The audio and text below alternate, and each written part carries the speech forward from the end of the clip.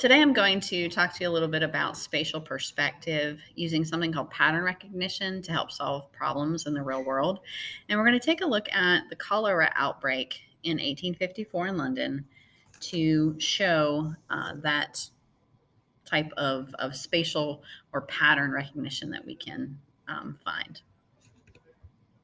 So, spatial perspective, first off, is a way for geographers to see patterns across space, and they use mapping to do that. And they can look at different areas and see the similarities.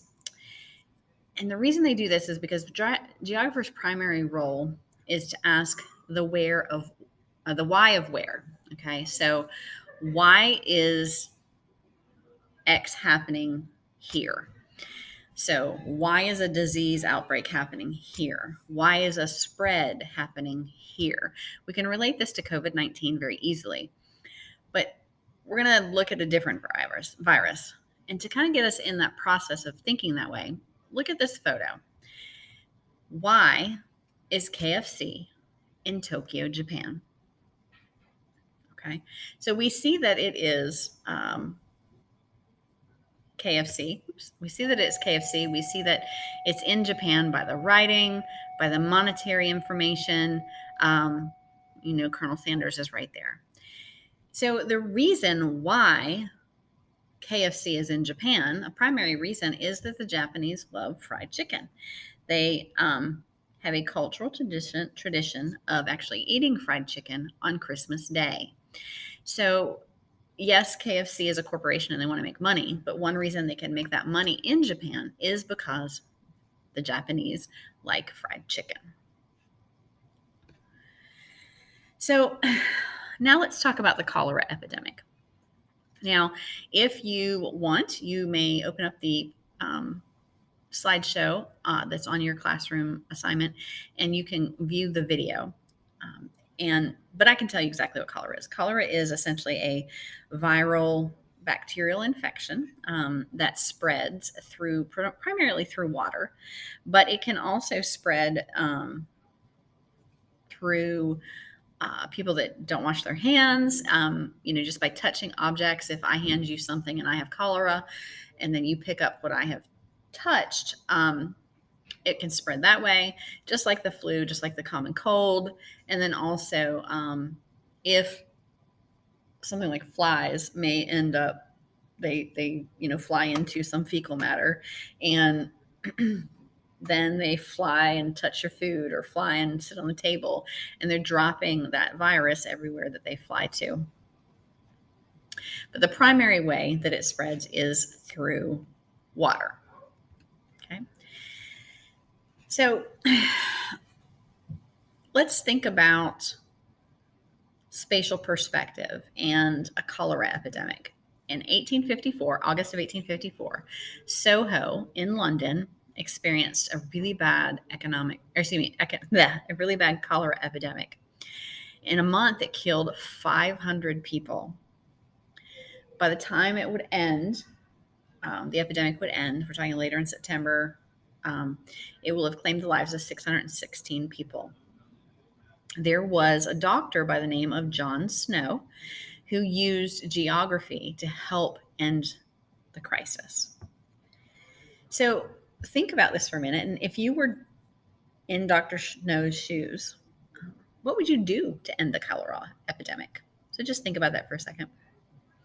You can pause the video or continue.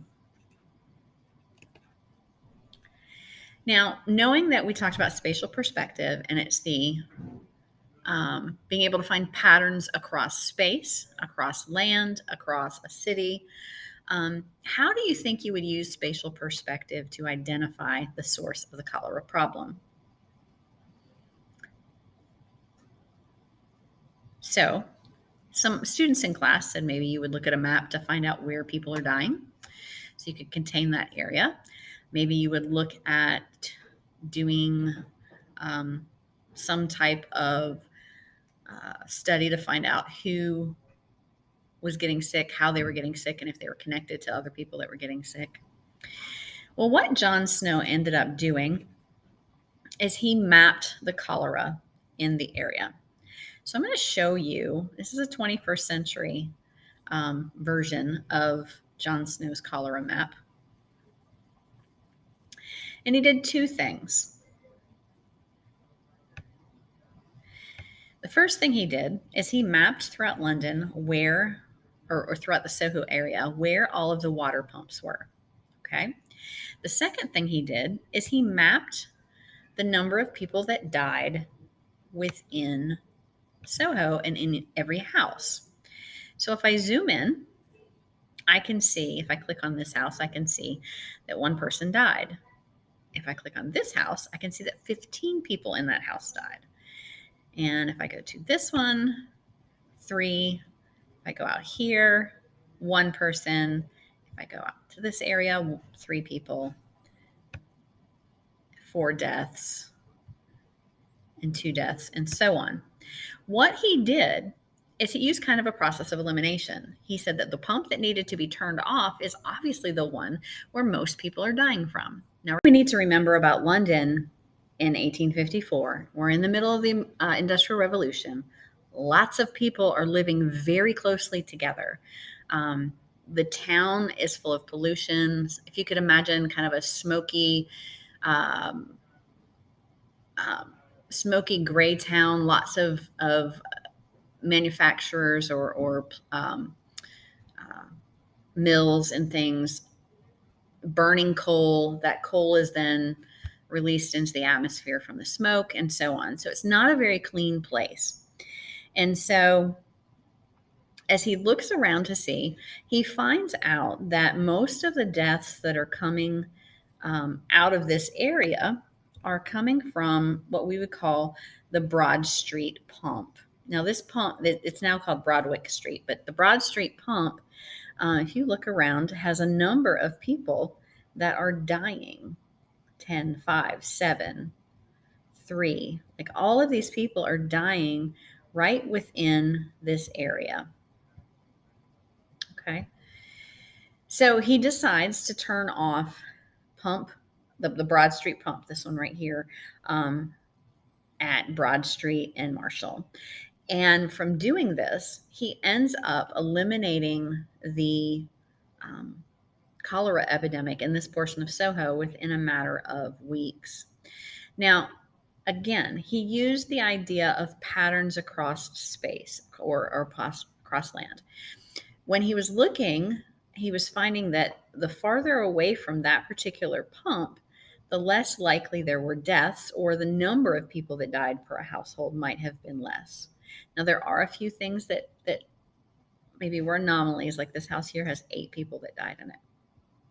But what he found is people that would go to this particular well were within walking distance. And so they would walk to this well, get some water, and they went to this well particularly, even though there were wells close to their house, because the fact that this water was exceptionally tasty, from what I understand. Okay, and so he was able to determine, based on the pattern of deaths in this area, how or what pump to turn off. And in doing so, he was able to use geography, specifically spatial perspective, to end the cholera epidemic in London. Now, what I want you to do is, in the presentation on the activity spatial perspective, there's a link to another video. And it is an 8-minute video that talks about the history of that particular event. If you would please go ahead and watch it.